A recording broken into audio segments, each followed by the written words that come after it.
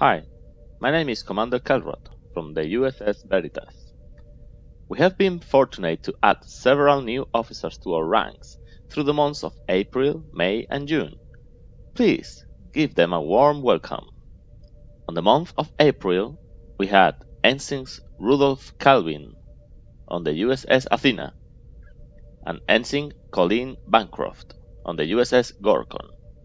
During the month of May, we had Ensign Colin McKay on the USS Athena, Ensign Jared Thoran on the USS Blackwell, part of the Andaris Task Force, and Ensign Lucas Bukonik on the USS Constitution.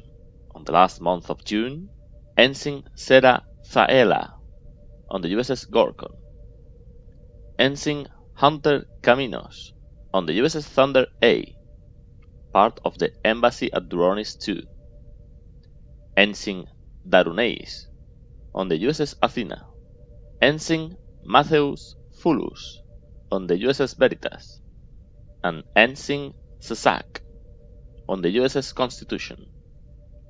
Welcome to the fleet, Ensigns. Lieutenant Commander Mira Ethel brings us a Federation News Services article about the history of StarBase 118. 118. Past, Present, and Future. Written by Lael Rosick. StarBase 118 has a rich history in the online role-playing community. In operation since 1994, the group is home to writers from all over the globe, aiming for excellence in the creation of mission plots and individual character arcs. The community, founded by Fleet Admiral Tristan Wolfe, began in AOL chat rooms in an effort to bring writers together for a collaborative writing experience. Within 6 months, the group transitioned to a play-by-email format, with enough writers to staff 2 ships, the USS Phoenix B and the USS Alliance. Today, the group stands as one of the longest-established Star Trek RPG groups on the Internet. UFOP Starbase 118 History, 2015, currently celebrating its 23rd birthday.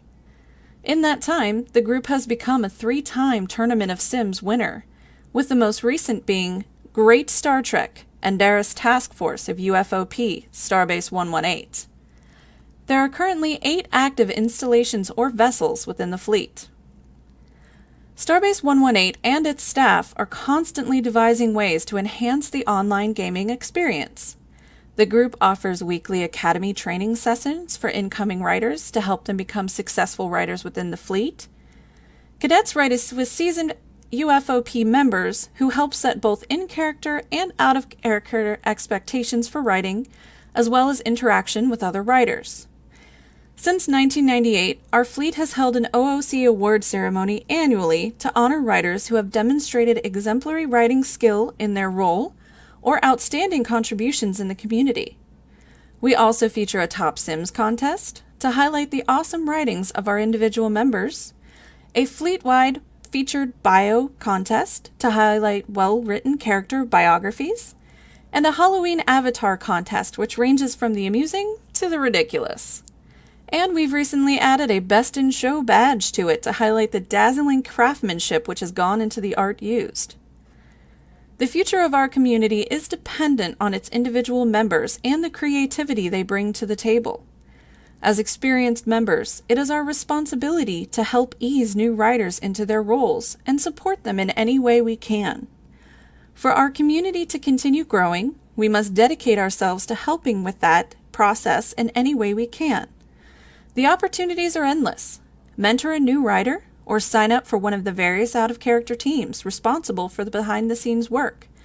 Visit our wiki at http://wiki.starbase118.net or ask your commanding officer today for more information.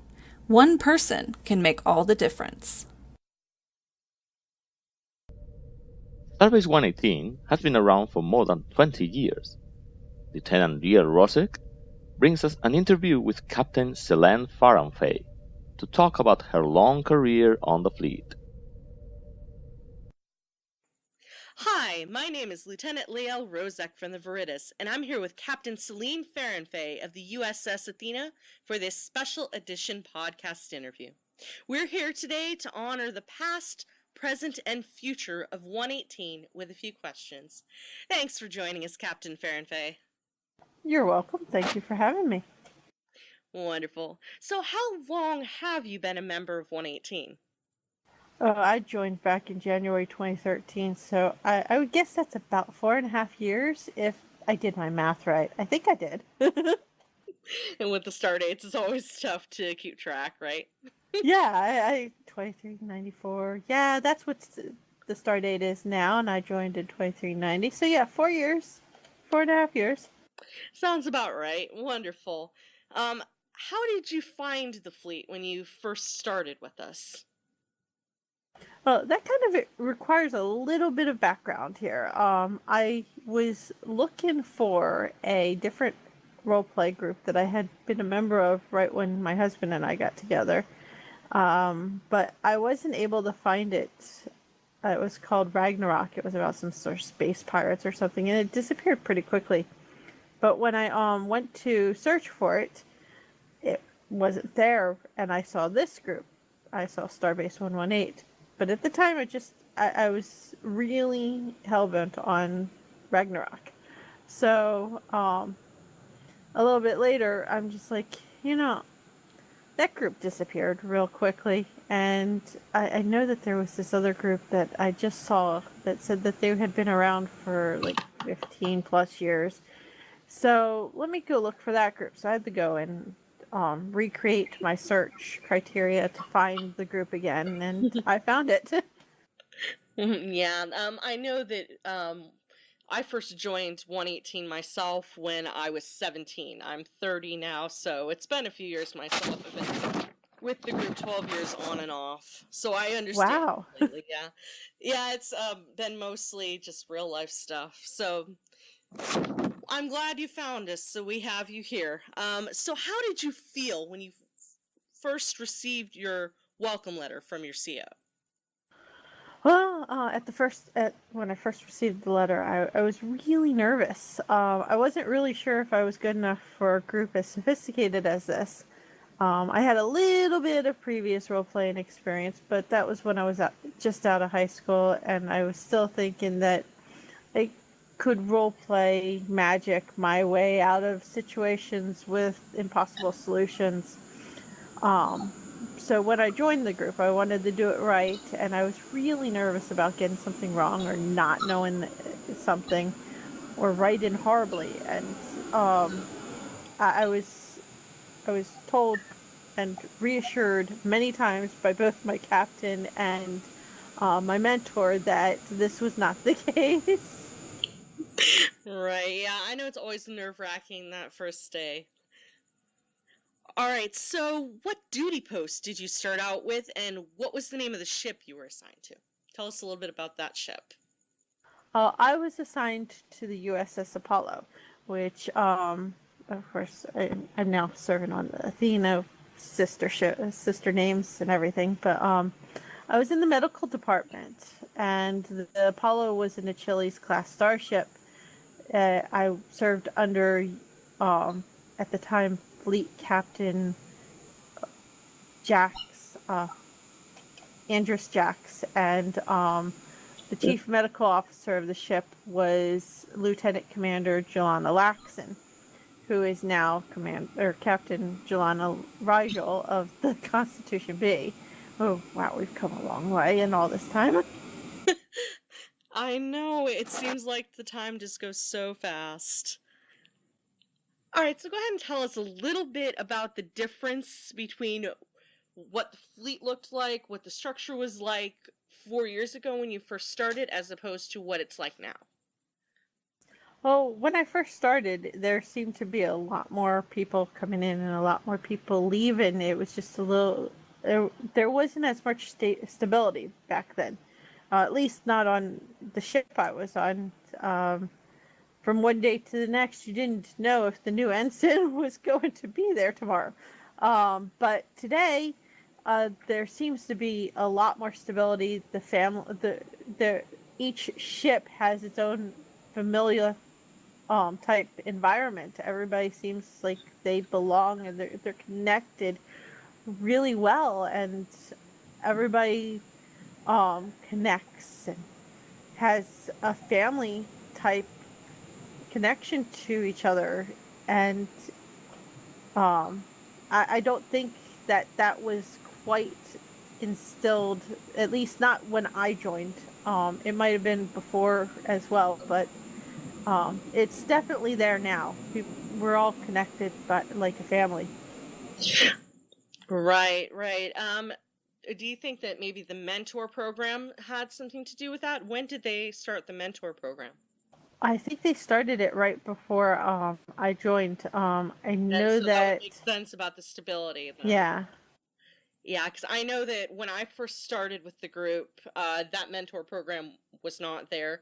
And then when I rejoined most recently, I rejoined in, started 2392 maybe? That sounds about right. I believe I was About in the academy during that 2015. time. About 2015 is when I rejoined in real time. And so I remember seeing that program. I'm like, that wasn't here before. So yeah, I think that might have made a big contribution to that. So I'm glad that they were able to implement that. Yeah. Okay, so if you had to name 3 things about the fleet that have kept you engaged throughout your tenure with us, throughout your 4 years, what would they be?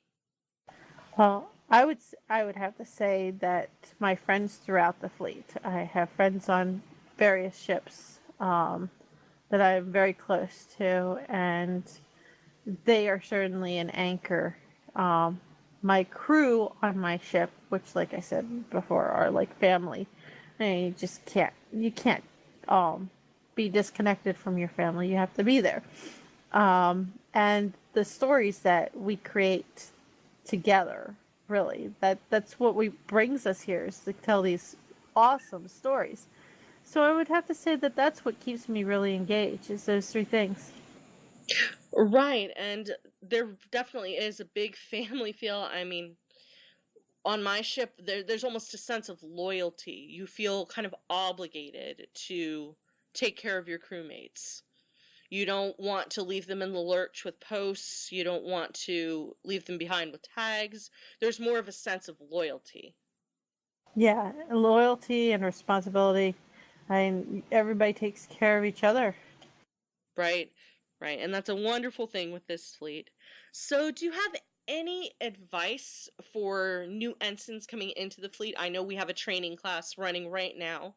So, if you had the chance to speak to this individual, what would your advice to her be? Well, I would first say take a deep breath, because it can be a little bit overwhelming, but everything that you are feeling has been felt by somebody, or many someones. I mean, like me, for example, if you were nervous like me, I would say engage in conversation with several of your crew members via Messenger, forums, or even Discord. And we want to connect with you. We want to share our experiences and get to know you and help you through your newness here, because once you realize that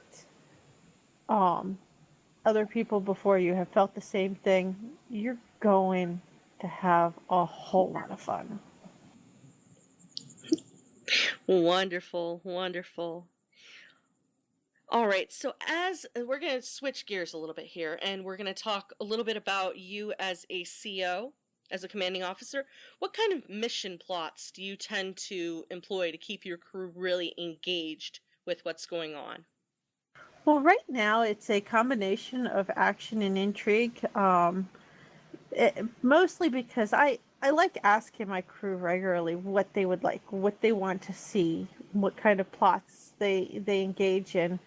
But I also like seeing what they've reacted to in previous missions, and my crew really seems to love the action. They like terrorist plots, they like kidnapping plots, anything that gets them going for their phaser. So we've been messing around with those, especially since we're currently in the Gamma Quadrant, and we're coming across new species that no one's ever come across before. So we get to play with that a little bit more. Right. So, what has been your crew's favorite mission so far, would you say? Oh, I think our favorite mission so far, at least I've heard from several people that this was their favorite. We had a mission where we crash landed on a planet. This was back when we were in the Alpha Quadrant, but we crash landed on a planet, and it prevented us from using any of our technology. So we had to try to figure out how to get off the planet, and we crash landed in several spots, so we weren't even in the same spot. We had to figure out how to get to each other, how to survive the night. It was crazy, and there were slavers after us trying to get us so that we could so that they could sell us into slavery. Awesome. That sounds like a fun plot for sure. I wish I'd been aboard for that one. All right, so how active are you on the forums and on Discord? Well, as you could tell when you were scheduling this interview, I'm pretty busy, but I do try to stop by when I have time and check out what's going on and see if there's anything interesting that I can insert my 2 cents on, because I do have 2 cents on most subjects. Right, yes. All right, so let's switch gears here into kind of real life stuff. Let's talk about Star Trek, because we all know that's our favorite subject. That's what we around here. came here for. Right, that's what everybody's here for. They want to be a part of Star Trek. So, how long have you been a fan of Star Trek? Well, when I first started watching Star Trek, I wasn't exactly a fan. I'm gonna dodge eggs on that one, I'm pretty sure. But my mom watched Star Trek when I was growing up. She was watching the original series first, and then TNG, and I really enjoyed TNG as opposed to the regular series. Again, dodging eggs here. But I had a hard time connecting because I was still young. I was like early teens, late 10, like between 9 and 13 when this all started. So I had a hard time really seeing the original series as an interesting thing to watch. But TNG was really new, and the quality was more appropriate for the times, and I enjoyed it. I have to say I enjoyed it because I had a crush on Wesley. Oh my goodness. Yeah. And I enjoyed all the episodes of the Next Generation, and then I watched Voyager more recently, and I even watched some of Deep Space Nine, but I've been a fan for about 20 years now. Okay, so give me, from any series, your top 3 favorite episodes. I would have to say the one where the crew of the Enterprise evolved. I don't remember the name of the episode, but that one was really cool. Yeah, I remember that one myself, actually. Yeah, that's the first one that pops in my head every time, too. Wonderful. So now you have to pick 2 more. It gets tough. You gotta narrow it down. The game. But I didn't like how Wesley was Wesley was like the hold off on that. But I did like the game. And then one more. One more. The one where Janeway is having to deal with Q's son. Oh my goodness. Yeah, it's always interesting when Q comes into the picture. Yes, it is always interesting when Q comes into the picture. And then to have a son. I know, it's the last thing you would expect from Q, but... Alright, and so what is your favorite, you've already said, your favorite Star Trek show, TNG? Yeah. Right. And so, of all the movies for Star Trek, what is your favorite Star Trek movie? Okay, if I had, can I really enjoyed the reboot, but I did really like, if I go pre-reboot, I liked Insurrection. Insurrection, yeah. Yeah. I enjoyed First Contact myself as far as the pre-reboot. It just really got into the whole background of Star Trek, what Gene Roddenberry was trying to build on that with that storyline, just what he was trying to accomplish with the show. Yeah, I can see that. I really like all the movies that have the Next Generation cast in it. So I did enjoy that, but I really enjoyed Insurrection the most of the pre-reboot. But if I say after the reboot, I liked the first reboot movie, but I also liked Into Darkness, and I'm going to I liked Into Darkness because I am a big Sherlock fan, and Benedict Cumberbatch. Yes, of course. That was a fun one. That did get a lot of backlash for them doing a flip C on Wrath of Khan, with Spock being the one instead of Kirk. That did get a lot of blowback, but it was a very good movie. I liked the new one, Star Trek Beyond. They really worked on the relationship between McCoy and Spock. They brought it into an interesting light that I just feel like wasn't really approached the same way by the other Star Trek movies. Yeah, and then again, we're also the next gen, so we're ourselves, so we're able to relate better to these actors. Right, of course. Of course, they are trying to appeal to a new generation with these movies, and it seems like they've been very successful. Is there anything else that you can think of that you would like to share with us about yourself, that you would like your colleagues and your peers out in 118 to know about you? Let's see. Well, I of course like writing. That's why I'm here. But I've been here for 4.5 years through raising a now 5-year-old son. Gets a little bit hectic, but it's well worth it to be here. And yeah, I'm not sure exactly. I tend to be a pretty boring person outside of this group, actually. Oh, I find that hard to believe. You seem like a very exciting person. Well, thank you.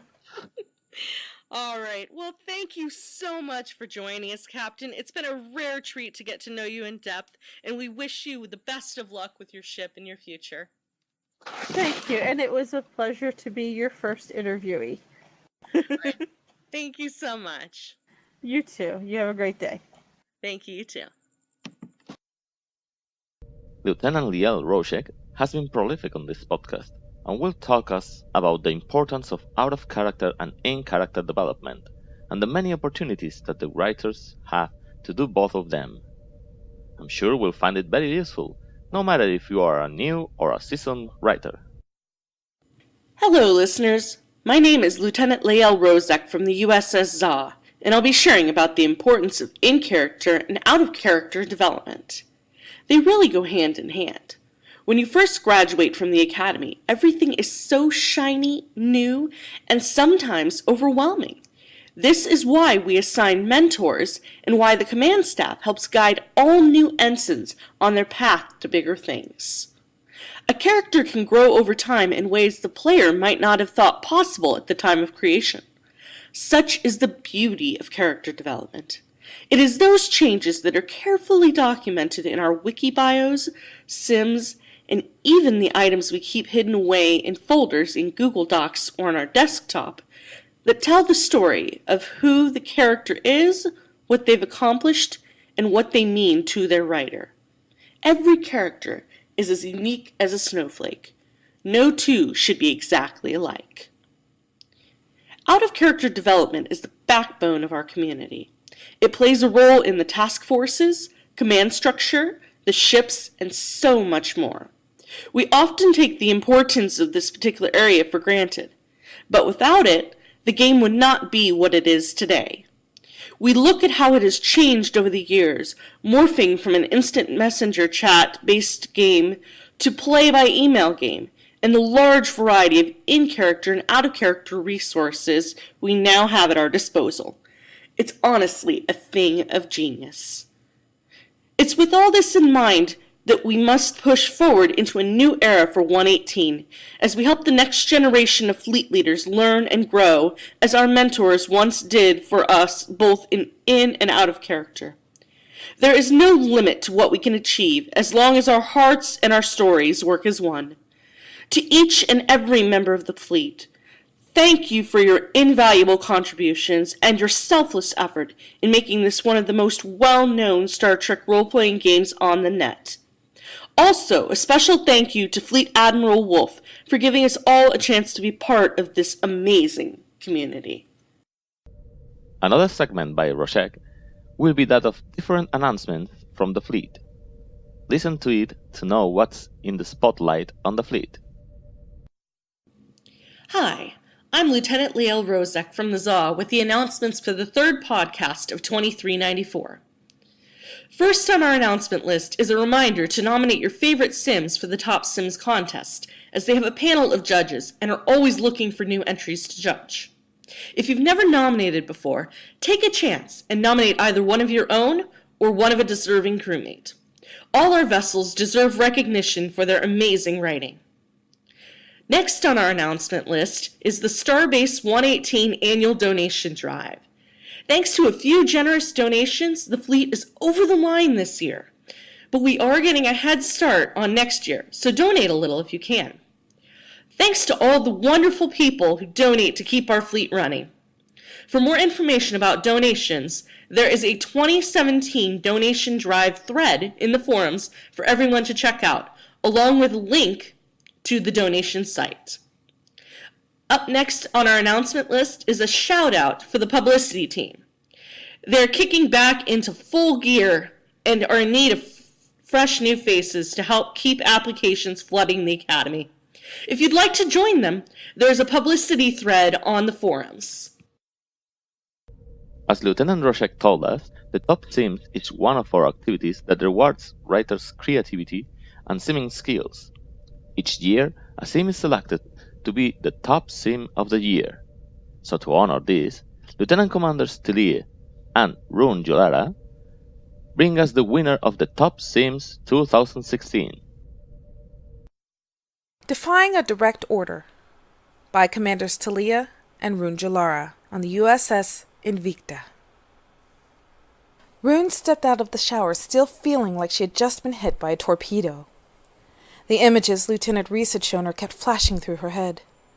To say she was on an emotional roller coaster would have been putting it mildly. She was torn between being borderline glad he was dead and enraged someone had done it before she could get any real answers. Not to mention they did it in a way that made it look like she had gone ballistic and done it.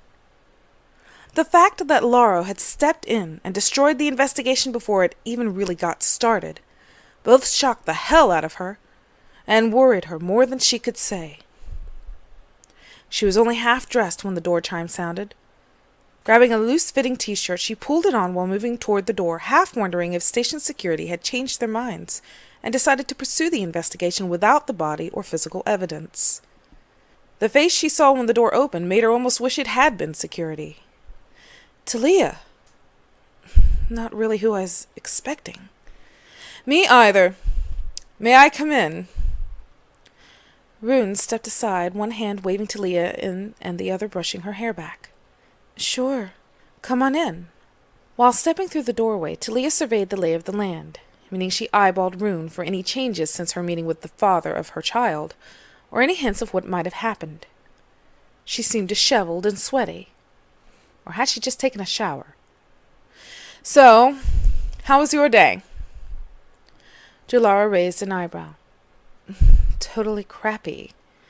I'm touched you care. Talia let herself fall to the sofa and stretched out on it like she owned the place. The only thing I care about is that my handler isn't getting thrown into some hell-hole gulag. Let's be honest. Your replacement intel officer won't play as loosely with the rules, or tolerate me as well as you do. Rune sank into the chair beside the sofa.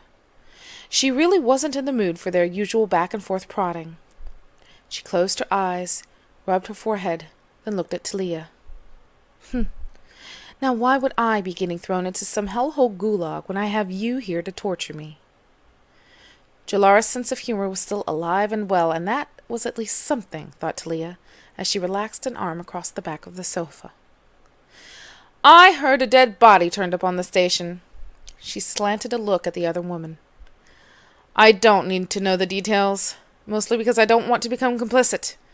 But you're here, not in the brig, so something went right. Rune let out a short, not-so-amused laugh. News certainly traveled fast. Everyone on the ship would probably know before the end of the day. I doubt you would believe me, even if I told you. No one else does. Try me. I did not do it. It's a rather interesting coincidence, then. Like I said, no one else believes me either. Talia's smile was sharp and mocking. Did I say that? No. Besides, if you had killed him, you'd be acting different. See, you have a conscience. I'd like to think it would bother you. What happened then? Jolara shrugged as if it didn't bother her. Someone high up in the Alayan Council decided to take the body and all the evidence. That was nice of them. Any idea who would want to do that? My mentor, Laura Susel. Why? I do not really know. At that moment, the baby kicked hard and Rune flinched. Stop it! I know that look, and you are not having that baby in front of me.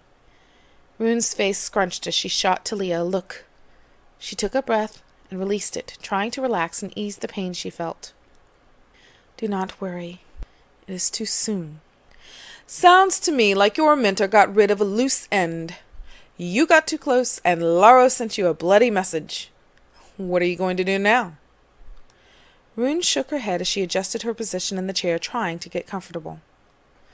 She's done terrible things, but Rune took another breath as she felt another kick. I do not know. I saw her earlier. She seemed different. There was another pain. Somehow. The hybrid frowned suspiciously at Rune. Are those contractions? Rune frowned and shook her head again. It is nothing. Anyhow, she said it was not safe for me to return home, and I should return to the ship. Isn't that a drastic change from trying to kidnap you and drag your back home? Or am I missing something? Rune nodded. It is a complete 180, as humans say.